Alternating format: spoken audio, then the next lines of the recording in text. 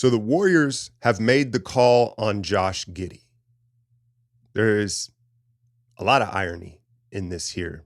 Let's start with the fact that they were picked consecutively in that draft, 6 and 7, Giddey to OKC, and obviously the Warriors take Kuminga. We'll never know the truth, but I remember like the last 24 hours going into that draft, there were rumblings that the Warriors really liked Giddey. And the reality is they might have taken Giddey if he was still on the board and the Thunder didn't take him. And here we sit with both of them in this weird restricted free agency stalemate, and the Bulls have been kind of long interested in Jonathan Kuminga. And it's a better fit for Kuminga in Chicago, where it's a more traditional standard kind of clear out pick and roll offense. They play fast. They're big shoot. There is no alpha in his way, right? Where Giddey, they're almost opposites, Giddey and Kuminga. Kuminga is this player with all these physical tools that make his ceiling so intriguing, where Giddey, it's feel, it's craft. I know these are the stereotypical like white guy terms for a basketball player, but it is what it is, right? Giddey just has this feel and this motor and this trickiness to his game, where Kuminga, it's like, oh, he's a top 10 athlete in the NBA, and if he can put it all together, the sky is the limit, right? But Josh Giddey, yeah, I remember that draft vividly. I think I live streamed it. I was more intrigued with Kuminga because of that ceiling, and I didn't see the shot making from Giddey. That was my big concern, and that was the issue in Oklahoma City. But Josh Giddey, his competitiveness is a 10. His rebounding is a 10. His size as an on-ball guard, 10. Defense, it's an abomination. His defense is really bad. I have an absolute game changer for y'all right now. We all love cereal. We all love snacks. Have you tried Magic Spoon? It is something that fits into a variety of diets because you're dealing with high protein, no sugar, and minimal carbs. And they've got elite flavors. You want to talk about nostalgia of your childhood when you're talking about fruit, marshmallows, chocolate peanut butter. It tastes exactly how you want it to. It's crispy, it's crunchy, it's airy. And then the macros. I haven't even got to the macros. The protein bars, you're talking about 11 to 12 grams of protein, 1 gram of sugar, 1 to 2 grams of net carbs. The cereal, 13 to 14 grams of protein, 0 sugar, 4 to 5 grams of net carbs. This has never happened to me with the sponsorship. I literally went through all the boxes they sent me before I could even get to this read here. So I had to go out and buy my own. I'm a dry cereal guy here. I got the fruit one, but I've been using it as a pre-workout. If I haven't got a big enough breakfast, get some protein in, and then also to satisfy my sweet tooth after dinner. I promise you, Magic Spoon is elite. So use my code Alchemy or click the link in the description to try Magic Spoon cereal or their treats today and get $5 off. You can also find Magic Spoon on Amazon or your nearest grocery store. Magic Spoon is so confident in their product, it's backed with 100% happiness guaranteed online. So if you don't like it for any reason, they will refund you your money. No questions asked. So click the link in the description, go to magicspoon.com/alchemy, or scan the QR code on the screen now. His defense is really bad. We'll get to the shooting here in a second.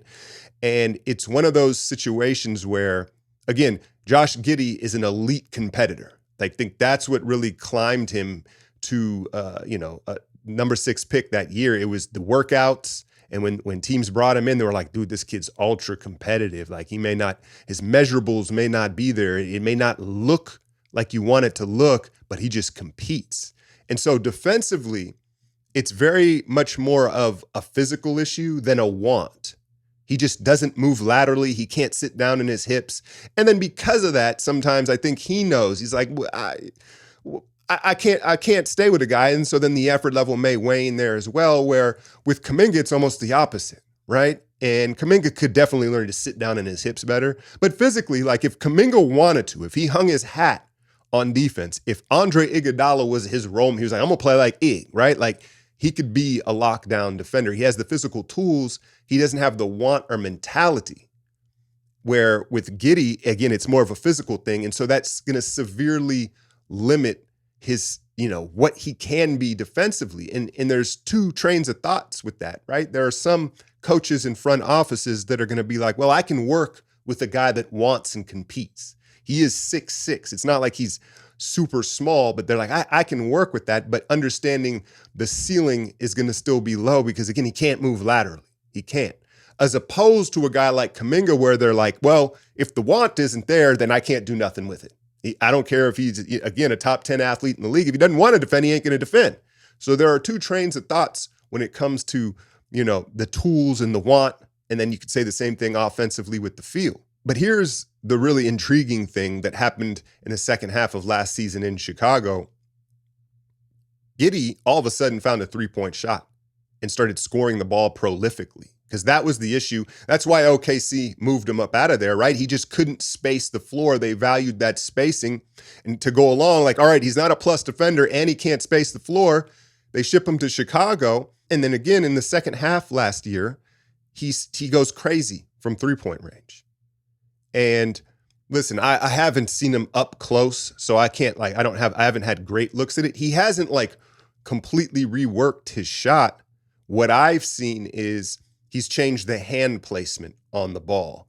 And some shooters, they put their hand on top of the ball. So then when they go back to their release point and their set point, there's this funky action that has to happen with the wrist to try to get under the ball. And it leads to kind of like a jerking motion, which is obviously not ideal, right? You want your hand under the ball and wrist loaded so it can be like a clean stroke of the ball. And I think Giddey altered his hand positioning. That's what I've seen when I looked at his new shot.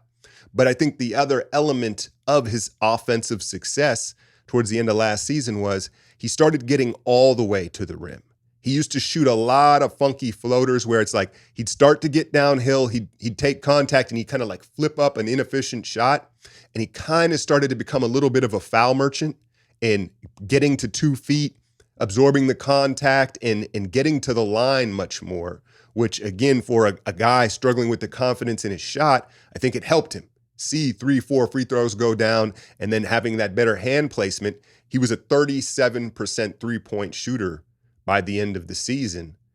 And, that's higher than JK's. He certainly had more opportunity. And then the rest of his game offensively, he is, he's got elite vision and passing. He's 2 steps ahead, right? He's always got his head on a swivel. And with that 6'6" frame and a tight handle, he isn't shy. He will get to the paint and he will kick out. And from a system fit offensively, it makes sense. It makes sense that in that draft, they would have wanted Giddey over Kuminga as a system fit, even if his ceiling was lower. But Lacob, we know the push and pull with Lacob wanting high ceilings and Kerr wanting system fits, right? They went with Kuminga because he was on the board. But yeah, no, he's a really good passer, really good rebounder, high motor. He has some Pods-like characteristics as far as why the Warriors would like him in a system fit. Pods, I think, is a more of a polished scorer. They're not the same. They're not the same, but there are some similar, high motor,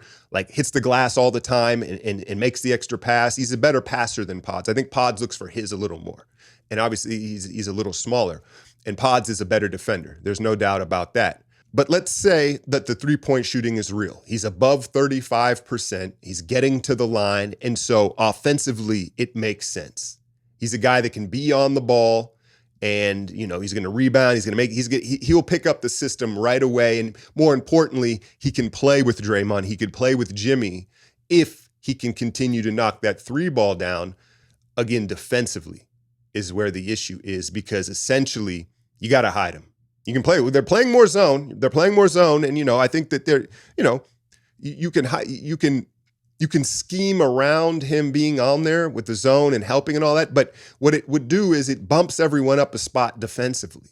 If he's on the floor with Steph, a dang near 40-year-old Steph, you're probably more comfortable with Steph on the better offensive player at this point. That's how brutal it from what I've seen him defensively. Now, maybe you ask him to rise to the occasion, you put him on somebody, but I think that defensively is the issue more so than spacing the floor, because the three-point shooting, it doesn't look.